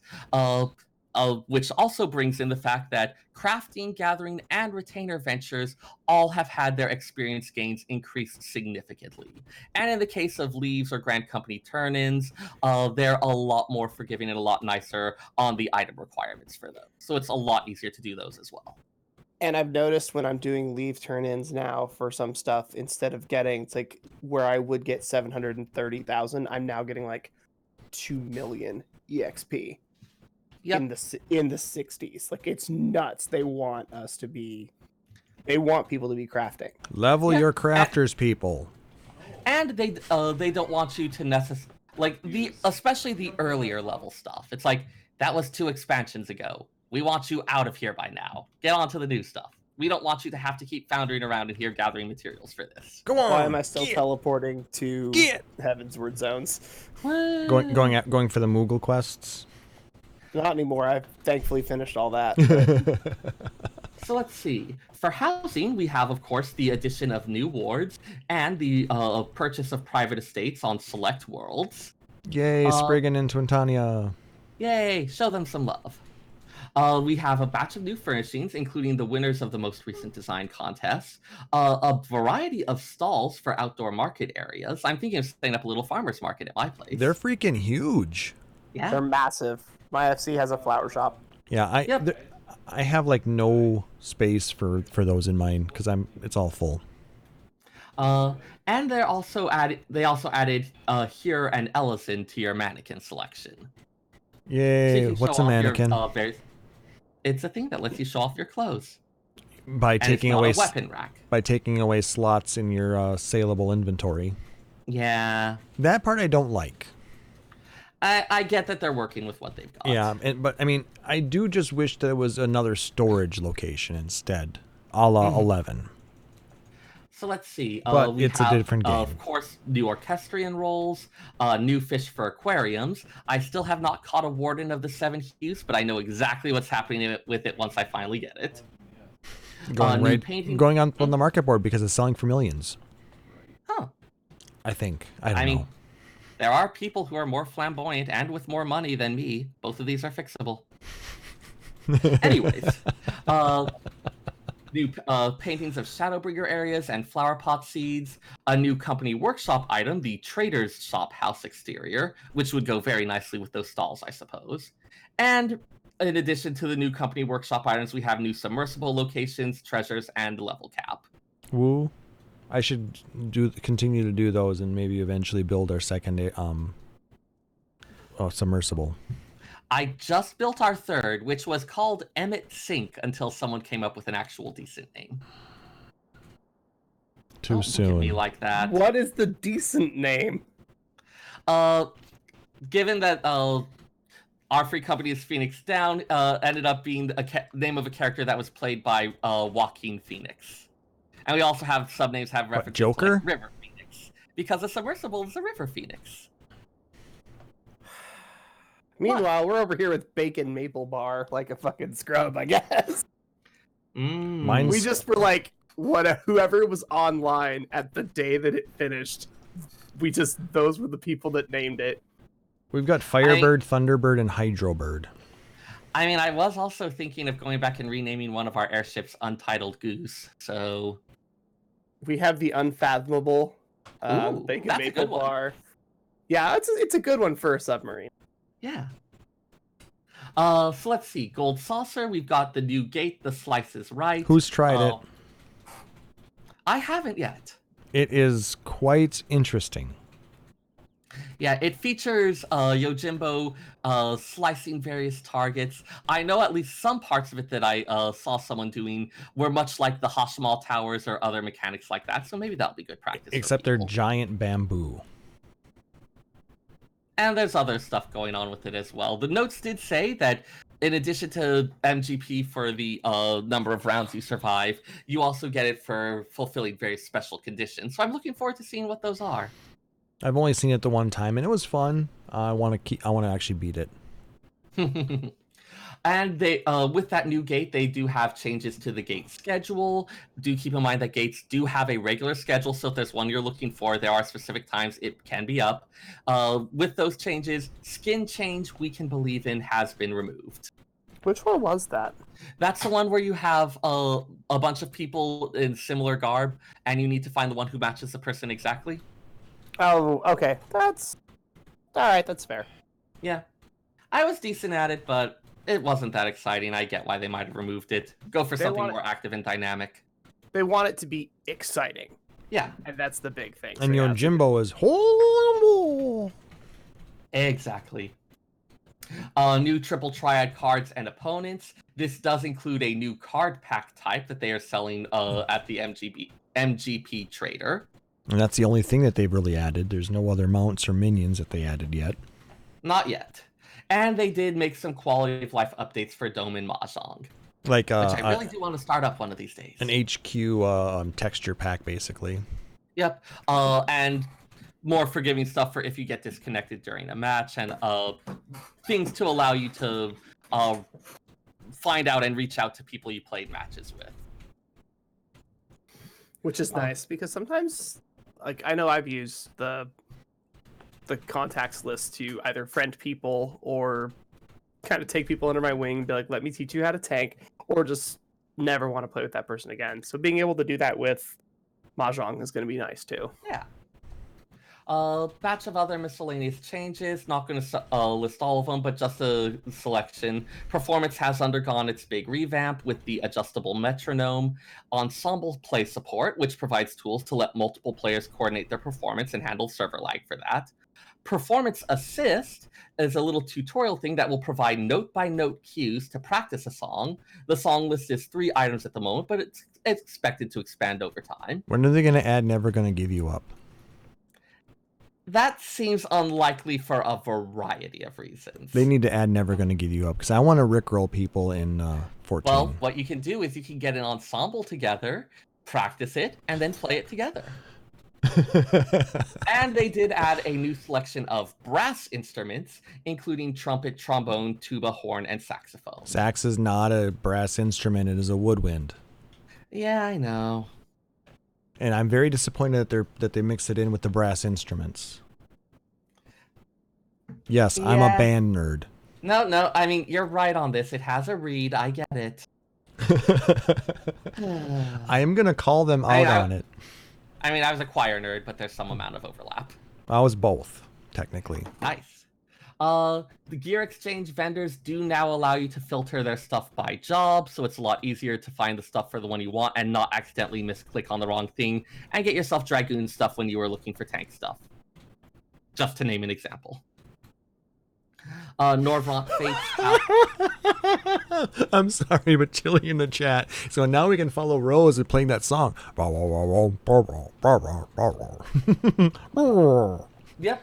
Oh god. Is there any other use for a tuba or possibly a sousaphone? No. Other than the VeggieTales theme song opening, I don't think so. Let's see. You broke it, Seyrr. Come on, that was a beautiful scene in Family Guy. Lorebrarian Fates have increased their bicolor gemstone cap and there are new items available. I appreciate that we can now get that tombstone display case for our houses. Are you shitting me? It is. I believe it is. The item is called an elegant tombstone of frivolity. I need to have it Tombstone though. of frivolity. I need to get one and put it behind us. Yes, we do. While this particular tombstone does not appear to have any function whatsoever, it does add a dash of elegant style to your interior. Be careful where you place it, however, as it will be even more useless if you accidentally step on it. And yep, 100 bicolored gemstones. What level do you have to be to get that? I'm not sure. It's sold by the Crystarium vendor. Okay, which means you have to be rank 3 in everything. But there's also a variety of materia, more of the orchestrion rolls, a lot of other options in general. Okay, so and most of them are probably from being rank 3 in most of the zones, which Yeah, I am haven't not actually yet. And treasure maps now have new items for Zone Your Skin maps, as well as new things in the dungeons of Lygia? I have no idea how to pronounce that. It's text, it's fantasy. Like, We yeah. just- It's vaguely Gaelic, which probably means I'm pronouncing everything. The dungeons of Lahi. Sure. So yeah, a lot going on there. Definitely a lot that feels like it's kind of laying the groundwork for other things. They do, of course, have the Blue Mage changes coming up. Sorry, I've been talking a lot. No, you're doing fine. I mean, if you need to take a break, just let us know. I mean, we can take over too. And I thank you for doing that, cuz. Sure. But we do have the Blue Mage changes as well as the new, I believe it's Is it a? So it's the Nadam. I want to say it was at a feast location. It's going to be a It is a new front. It's a new type of PvP. Okay. I believe. So I don't know what the exact rules are on it yet. We'll probably get to that in the next live letter. But it's going to be taking place, I believe, in the Azim Steppe, and it's going to be based off of the Nadam instance during the Stormblood MSQ. Yeah, I just looked up Danzig Nadam, and I got lots of information about how to go to the actual one in Mongolia. Sweet. So we're going to Mongolia. Sure. Can I get down worldwide? Can I get some Mongolian grill to go with it? Mongolian barbecue is not. I know. You know what? Sure. I know it's not, but still, it's damn tasty. Yep. It does say new PvP frontlines map on Sol Hakir. So yes, it will be a new type of frontlines, but frontlines is kind of the overall thing for. Yeah, frontlines includes Borderlands, Seal Rocks, Shatter. Seize, Secure, Shatter, and then Danzig Nadam. Gesundheit. Like, why you gotta mess with that? I mean, alliteration is great, but it's also fun to just fuck with us, apparently. Yeah. Thanks, Yoshi. I mean, thanks, Koji. And we will be having, in 5.11, we will be having the Ishgardian Restoration, as well as the Epic of Alexander Ultimate. I'm looking forward to the Ishgardian housing bit. Ishgardian Restoration, they haven't confirmed housing. Everybody thinks it's Ishgardian housing, and I know I'm the first person who says it hasn't been confirmed. But I'm saying that as a quasi troll. But it would be nice to see an Ishgardian housing zone. I'm not gonna lie, I would like to see it, and I may actually move for that. But it's trolling, but it's also wishful thinking. Exactly. It's a bit of both. Why not both? Yay! But I'm interested to see how that all works. I mean, because there's supposed to be, those fate-like instances where you're gonna work with crafters and gatherers together to perform a larger scale operation. I want to try that. That sounds like it's going to be so much fun. I mean, it legitimately sounds like a modified version of something like the what was that called in 1.0? Hamlet Defense? Yes, that thing. Oh, man. I know two people over at another podcast called Gather Together are interested in that. They always seem to bring it up. We're going to have an awesome content creators team for it, too. That'd be cool. Like I said, a good chunk of us are on Primal, so, the ones that didn't skip out to go to Greg. I'm looking at you, Fusion. Anyway. Every time I drive past the office where I think Fusion works, I'm like, I think I know somebody that works there, but I don't know them personally, and there's no way for me to find out. Okay, I just gotta know, maybe someone in the chat knows, why does the near stuff all have blindfolds, but they seem to be able to see just fine? They're robots. But then why have the blindfolds and eyes? Aesthetics. Oh. Okay. It doesn't make any sense, man. I got nothing.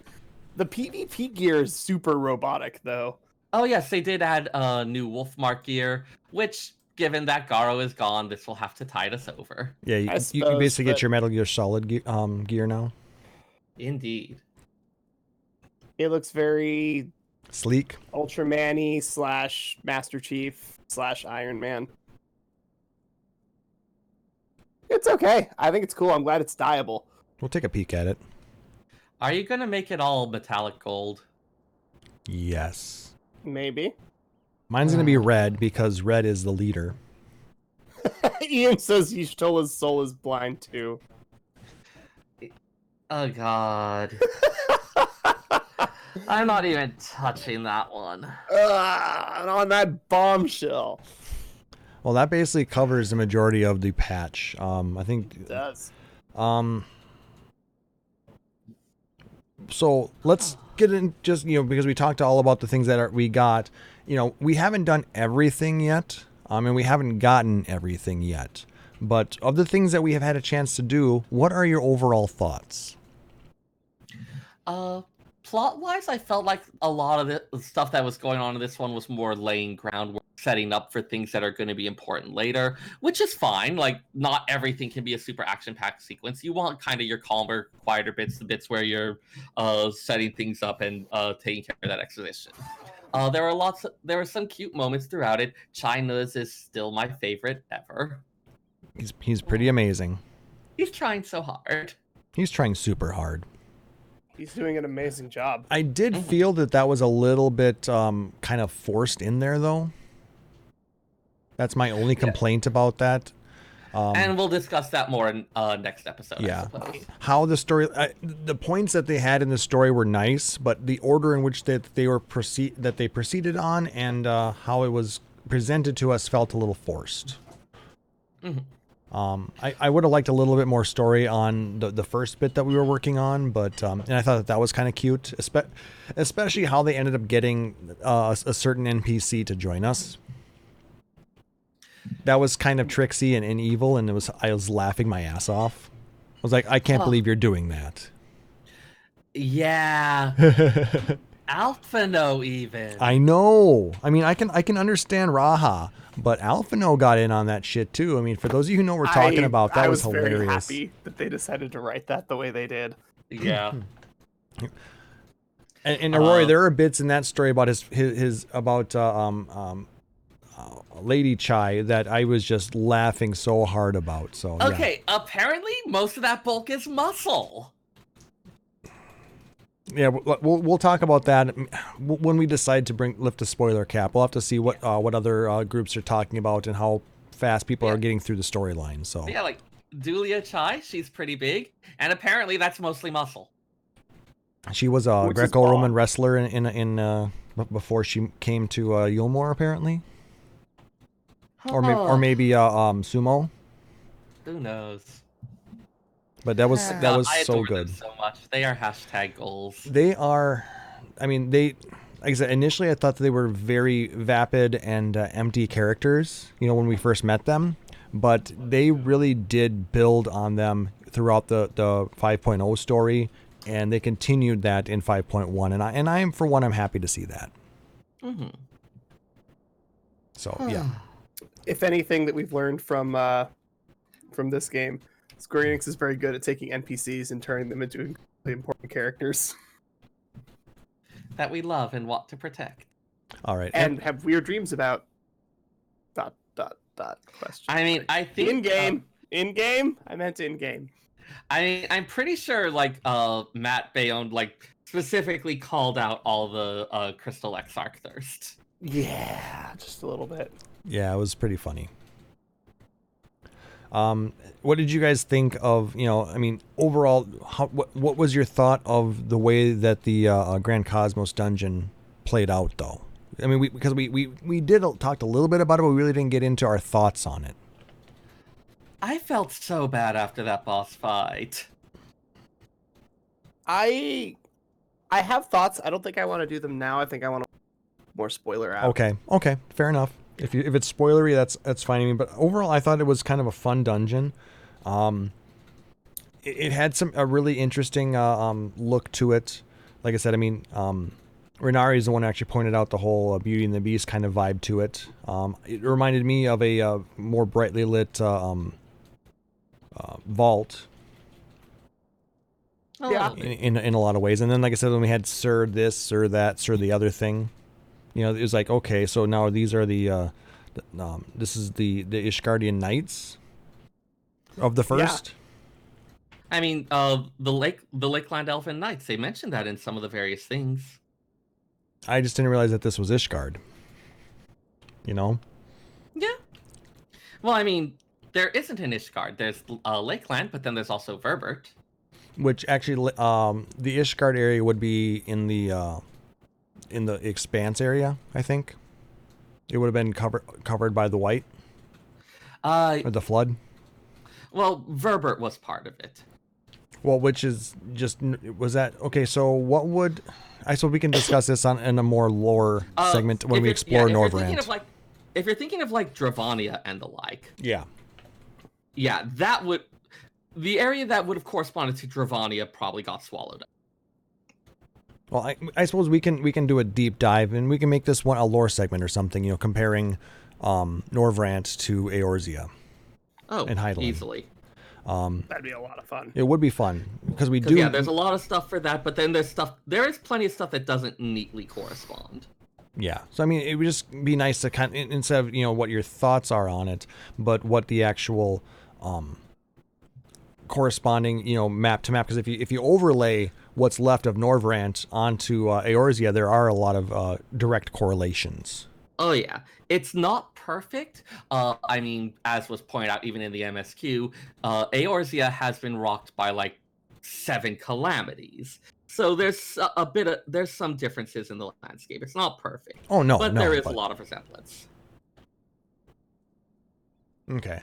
So in the chat, Chili is saying that there maybe was a mention that Ishgard was roughly around where Ilmeg was. So you know, Yep. Vorbert, I suppose. Yep, Ilmeg was pretty much built on the remains of Verber. So. All right. Well, like I said, we can get to it. The big central pillar, that central thing that the castle is built on, kind of corresponds to where Ishgard is. Interesting. So it really is the vault. Well, like the entire city of Ishgard. All right. See, I thought that this was more towards the south. I'm just gonna need to get out a map and show you shit. Yeah. Anyway, anything else that you guys want to talk about, you know, non-spoilery? Not related to 14. Well, I mean related to 14 at this point. I mean, unless you can think of some other, you know, good Final Fantasy news that seemed to come out in the last hour and a half. So let's see. I know it's not specifically related to the update, but because of the Garo stuff, I went ahead and decided to grit my teeth and try it, and found that, hey, PvP was actually kind of enjoyable. Yeah, it was weird. We did a PvP night, you and I. Yeah. It was I a haven't good done time. PvP since Garo came out. It was a great way to get Moogle tomes. Yep. I did not manage to actually finish the mount requirements, but I did get 2 outfits and I want to say 3 weapons, including the 2 most important weapons. Well, don't worry, you'll be able to buy it in 2 years. I got the most important weapons. Did you buy your invisible shield Oh, I got that ages ago. from the Gold Saucer? No, I got it ages ago with wolf marks, which I later regretted. Yeah, because But you could have gone and bought the same thing for MGP. I am aware. All right. What was? But I did get the Black Mage giant paintbrush and the machinist holdout pistol. I got the... no, I didn't get that.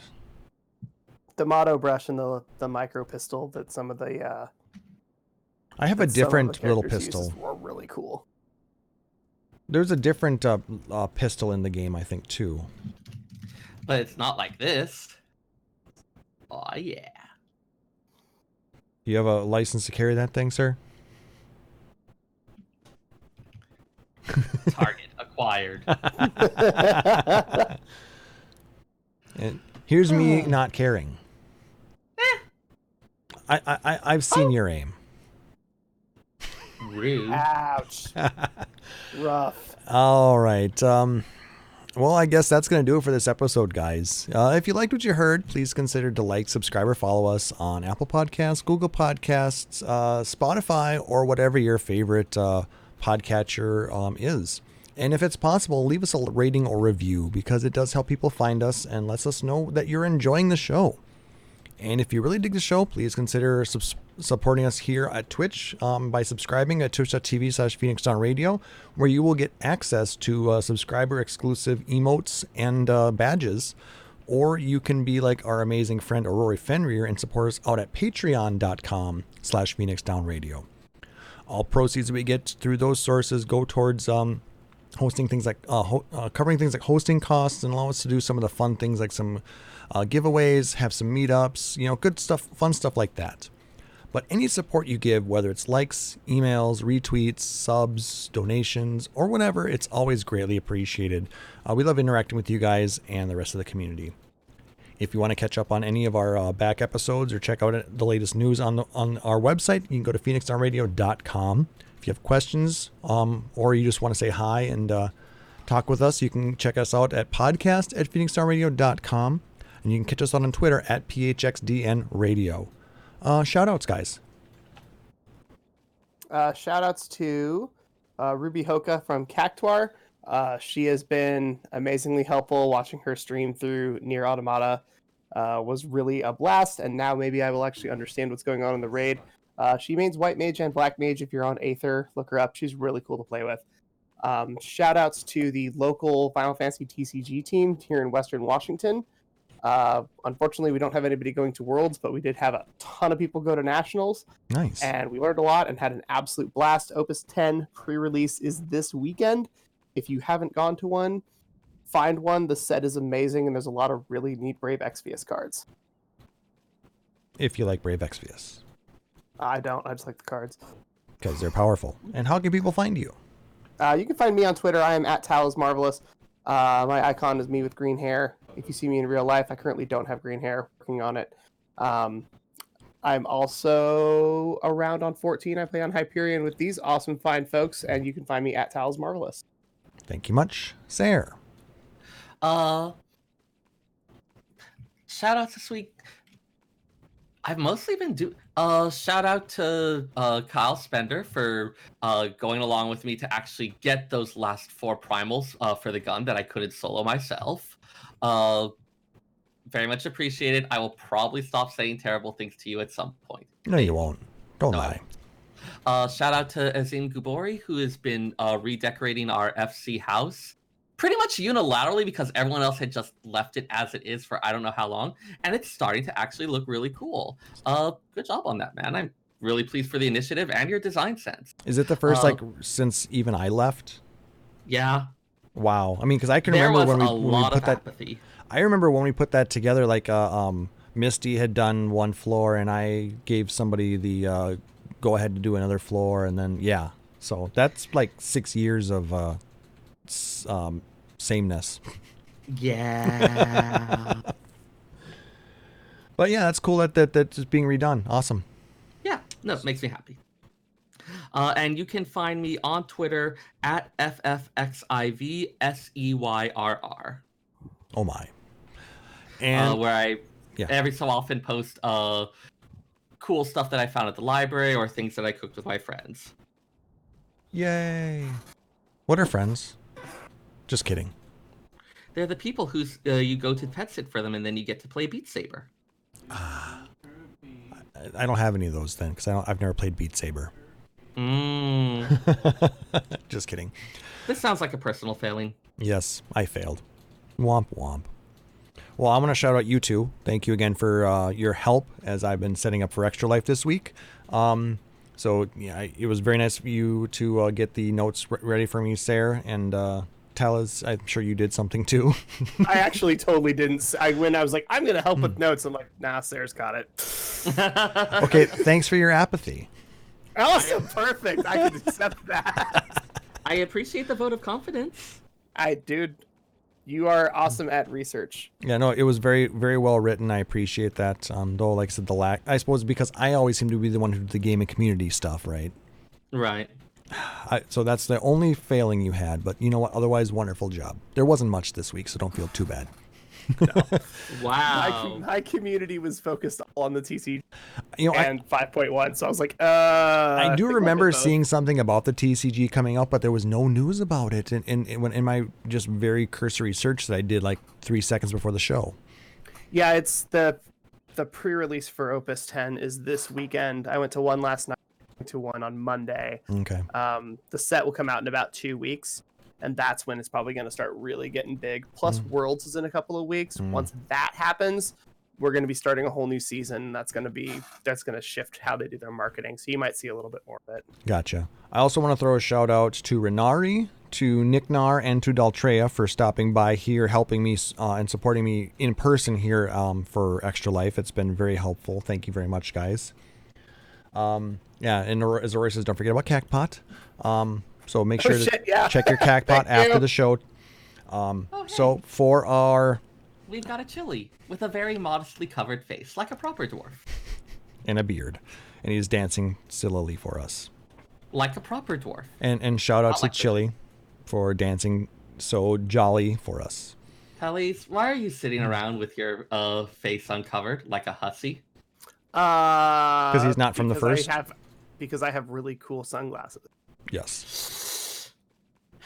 So for my co-hosts, Seyrr Timono, for Taliz Marvelous, I'm Klauss Nightbringer. Wishing everybody a wonderful evening. Thank you so much for joining us again, and you guys take care.